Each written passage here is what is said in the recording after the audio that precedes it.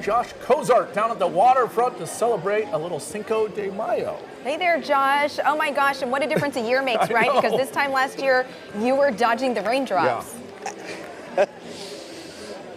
Yeah, much different picture this year. We are seeing the dry skies, just a few clouds, but I got to remind everybody, last year at this time we were still having a great time, but boy, was it muddy and rainy out there. Not the case out along Tom McCall Waterfront Park to celebrate Cinco de Mayo. Starting today, all of the festivities got underway at about 11 o'clock in the morning, and that's going to take us all the way through 11 o'clock tonight. But before you even enter in to the fiesta, you can smell the amazing food. I want to go ahead and bring in one of the food vendors. Oscar is here with me.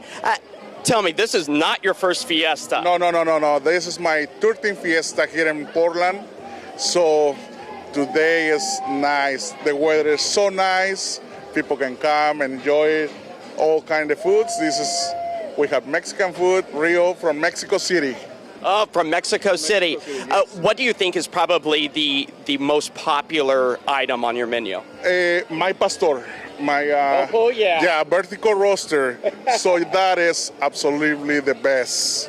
Yes, that's people come for that. Yes.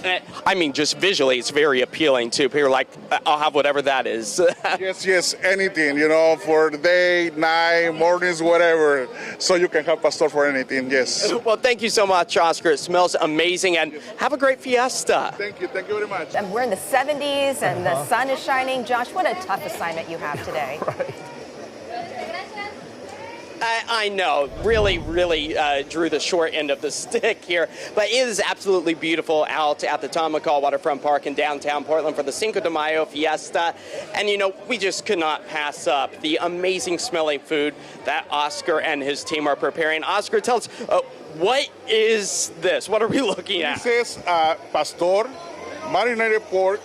So we just say this recipe is from Mexico City, and this is the head. You want to come to the fair, come enjoy this, and also with pineapple. So we do pineapple on top. So this is what we have, the real pastor. Oh, that looks amazing. And you said you guys are straight from Mexico City. Mexico City, yes, straight from Mexico City. So this recipe has been for like 120 years, the same recipe. May I try? Yes, you can try. Oh gosh, this is looking good. Yeah, we can try one. So this is one of many items that people can try if they're coming down here. Yes. Sweet. Ooh. It's delicious. That pineapple bite with it too? Yes. That is really good. Thank you so much. Appreciate you taking the time to share with us. And you guys are going to be a busy spot after trying some of this. Oh, I hope so. This is people to come this weather. Man, come and enjoy, food, the carnival, music, everything. It's a fiesta. It's a fiesta. Yes, that's correct. Well, thank you so much. Amazing, delicious food. Really appreciate it. Thank you. And we really did. We lucked out with the weather here, and we're going to cautiously kind of walk our way out of the kitchen. So I got to tell you, one hot spot, that's going to be next to the stoves, because definitely toasty for the workers, but as soon as you step out the shade, it is definitely nice. Let's go ahead and take a live look outside here across the downtown Portland area. Again, like Liz and Todd said, temperatures definitely holding steady into the mid-70s, and that's almost 10 degrees cooler from the mid-80s that we experienced just this time yesterday. As far as our radar and satellite goes, though, you can really start to see that those clouds pushing their way back on shore. A few light rain showers. That is all foreshadowing of the wet weather that is still to come to the I-5 corridor, continuing that temperature cooling trend across much of the Pacific Northwest. Let's take you out to the seaside. That's where a few raindrops over about the past hour to 2 hours have been accumulating on our camera lens. So the wet weather, it is on its way, and you can already see that across parts of the I-5 corridor. All as this trough of cooler air really starts to march its way back on shore. So temperatures falling almost 20 degrees in 48 hours. You'll remember yesterday, not record-breaking, but highs in the 80s. It's this cold front, weak in nature, that will bring back a few isolated rain showers, but then it will continue to push its way further off to the east and eventually dry out our skies again. So our futurecast really demonstrates that our rain potential, at least here through the Willamette Valley, begins right around midnight or so. Then it's going to continue through the early morning hours, drying up by the time the fiesta gets underway right here in downtown Portland. Again, maybe a hit and miss shower possible later in the afternoon, but really kind of on the drier side for our Saturday. Moving into Sunday as well, really shaping up to be a great weekend ahead. But rain accumulation only amounting to a couple of 100ths of an inch, so definitely a lackluster storm, especially coming off the heels of a abnormally dry April, a rain deficit of nearly 2 inches. Thunderstorms, though, we got to talk about that. There is a very slim potential just for the garden variety, a marginal risk out towards the southeast corner. Large hail, damaging winds, gusty conditions, also a very real possibility. But for tonight here in the city, at least for the fiesta, staying dry for us. We'll pick up on a few raindrops after midnight as temperatures slide back into the 50s, mid-60s. That's where we will rebound tomorrow. So if you're coming down to Portland to have some fun down here, that's where maybe just a light jacket will be needed. 7-day forecast showing that this cooler and drier weather pattern, at least the dry part, that's going to carry us into much of next week, where the summer-like temperatures are possible once again. We're talking about the mid-80s returning by Tuesday. Nothing but sunshine, so definitely creeping our way back into the summer-like season as the month of May continues on and we approach Cinco de Mayo this upcoming Monday, which the fiesta will be going from the afternoon hours until about 10 o'clock on Monday night. So overall, come on down, have some great food. It's a really good time. And the sun's still shining for now, but those clouds, they're definitely increasing, guys. Josh, we're living vicariously through you for the next few hours. I'm wondering if you can, for the next time we see you, try one of those cool drinks behind you. They look really tasty. They do. They look very refreshing indeed. Yeah, I might have to try to take a few sips of that. Okay, we'll see you in a bit. Thanks, Josh. Thanks, Josh. We've got a lot going on along the Portland waterfront. Chief Meteorologist Josh Cozart giving us a taste of what to expect. Yeah, Josh, the food celebration, it looks great down there. Oh, yeah, definitely the food is going to be one of the top spots that you want to check out here along Tom McCall waterfront for the Cinco de Mayo Fiesta. Another great start to an incredible event that happens right here in the heart of Portland. And our skies, they are remaining dry. So as you come down here, grab a bite to eat, but also there's some incredible vendors. I want to introduce you to one. Faye here has some incredible artwork. And tell me a little bit about what you offer at your booth. Yeah, so my name is Faye. I'm the creator of Sky Clays Jewelry. I make Mexican-inspired jewelry out of polymer clay, so everything is hand-sculpted and baked in the oven. Everything is inspired by Mexico.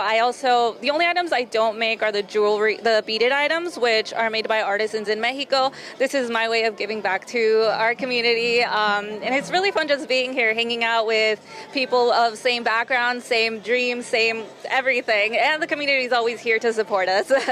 They definitely are. Everybody's having a great time, and I gotta say, your earrings, the Dia de los Muertos earrings. Dia de los Muertos. I made these guys. These are my favorite. As you can see, I make really big earrings because I have a lot of hair. You gotta show off the earrings. Yeah, now. The only way you can see them is if they're big, bright, and colorful, but I also make little tiny ones, so there is something for everyone for sure. It's something for everyone, and also a nice little splash of color, a great spot to kind of celebrate Hispanic heritage and have a good time down here too. Exactly. Now, you and I were talking, last year we were both down here. It was very rainy, it was very muddy. What are you looking forward to with this dry weather ahead? This is actually my second year doing it. So the first time I didn't get the full Cinco de Mayo experience. My family was here, we had fun, we ate food, had great drinks, but I'm really excited to get the full experience with everyone showing up and just, seeing how it goes for all the vendors as well. And I gotta say, the turnout is already really, really good. Thank you so much, and best of luck selling all of your beautiful items. Thank you, I appreciate it. From Beaverton down to the waterfront, where Josh Cozart is having a nice Friday night. Yeah, our chief meteorologist is great at forecasting our weather, but you are also great at conducting interviews. So I can see you've got a special guest with you right now. That I do. So, guys, I already had my dinner. It was delicious down here at the Cinco de Mayo Fiesta. Then I went and did a little bit of shopping, but I've kind of worked up a bit of a dessert appetite, and that's where Rogelio is here with me. We are making churros. And Rogelio, tell me a little bit about the process of actually making this sweet treat. Yes, the process of making churros, we have the mixer right here. We mix the dough and then we put them right here in the churro extruder. Then we press right here, and Bit of a workout. the churro comes out. Then we fry them. Easy. Easy, yeah. And after they are fried, my friend right here, Fabian, he stuff it with your favorite flavor. Ooh. So, are there a lot of people who come by just for a quick grab of a snack? Yes, yeah. Yeah. This is kind of the classic Cinco de Mayo treat that people would probably look for. This is the classic, how I say, snack for like a Cinco de Mayo Fiesta, I will say, or for the Independence Day. Those are very traditional.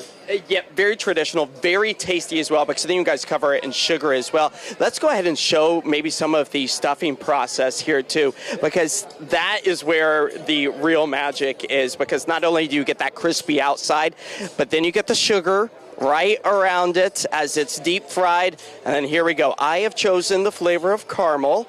That is my subject of choice. And that is going to be delicious. Thank you so much. And we're just going to try a little bite here. That is good, especially when it's still warm.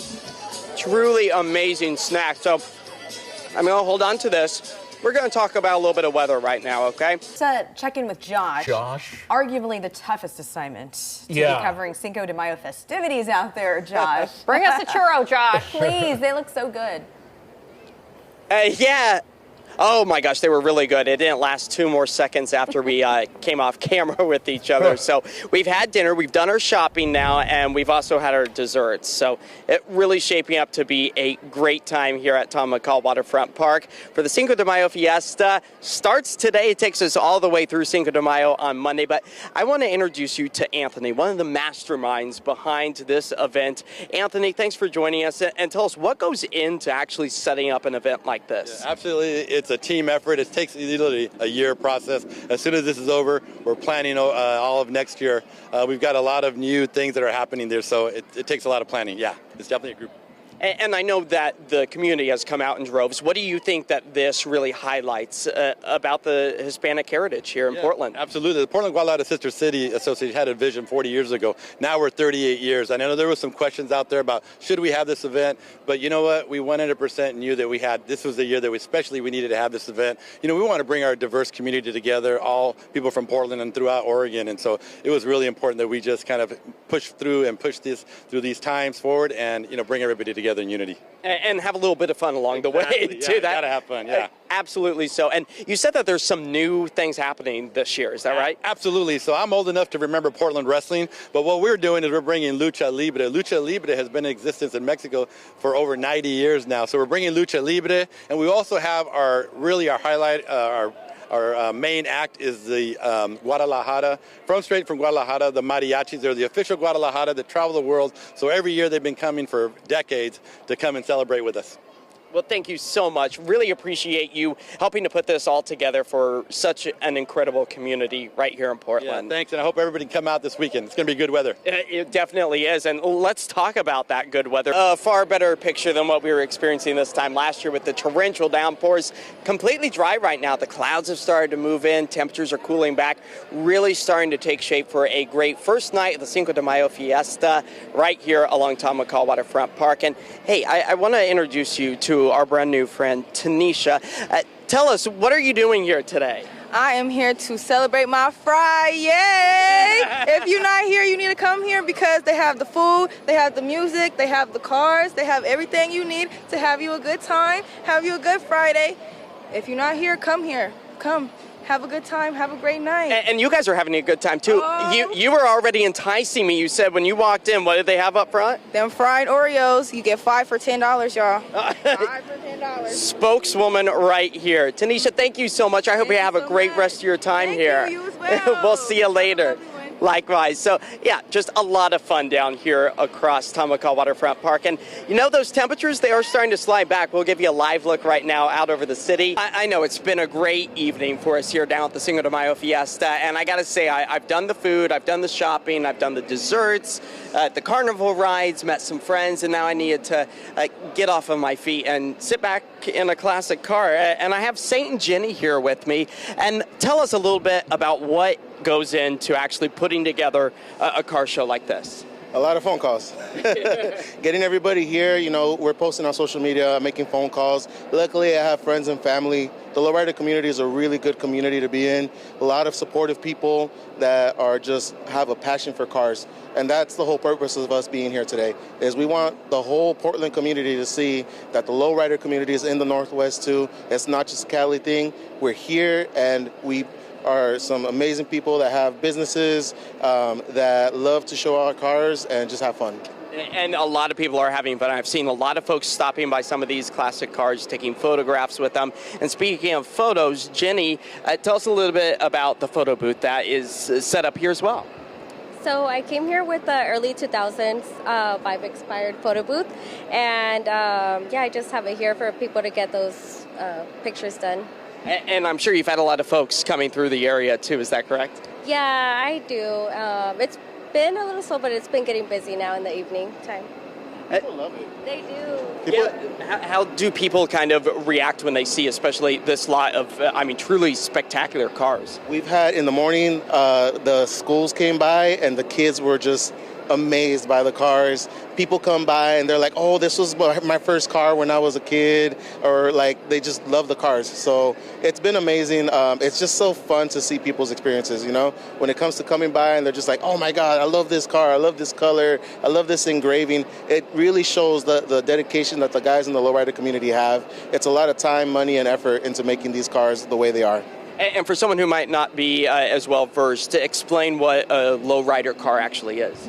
That's very tricky, and we've talked about that a lot, because some people will say like it has to be on 13 wire wheels, or it has to be an Impala or whatever. A lowrider, to my understanding from what I've seen and everybody in the community out here, it's what they make it, you know? As long as you have that passion for that car, that's a lowrider, you know? Yeah. We have different cars from Impalas to Cadillacs to Monte Carlos, El Caminos. It's just, as long as it's a classic car and you put that love and effort into it, it's a lowrider. And there's a lot of love and effort into all of these vehicles. Just a great spot to be also underneath the Morrison Bridge in case it rains, because the clouds, they've definitely started to roll their way back into our area. We'll get you your forecast here. So guys, we're just going to kind of sit back, I think, and relax for the rest of this evening.